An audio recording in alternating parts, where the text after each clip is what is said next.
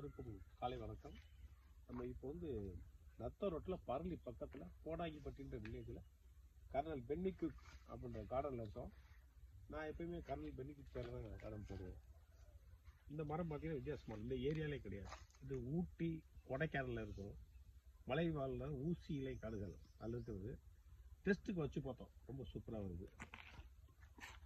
இது பார்த்தீங்கன்னா செம்பருத்தி. செம்பருத்தியில் ஒரு 11 வகை இருக்குது. அது இது ஒரு செம்பருத்தி. ஒரு 6-7 மாதம் செடி வச்சு ரொம்ப சூப்பராக வந்துருக்கு.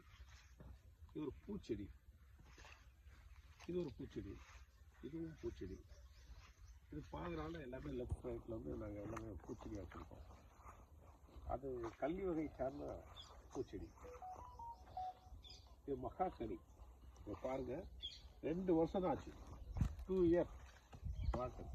12 வருஷத்தில் இந்த மரத்துடைய விலை பெரிய மதிப்பை உண்டாக்குற மாதிரி வந்துடும்.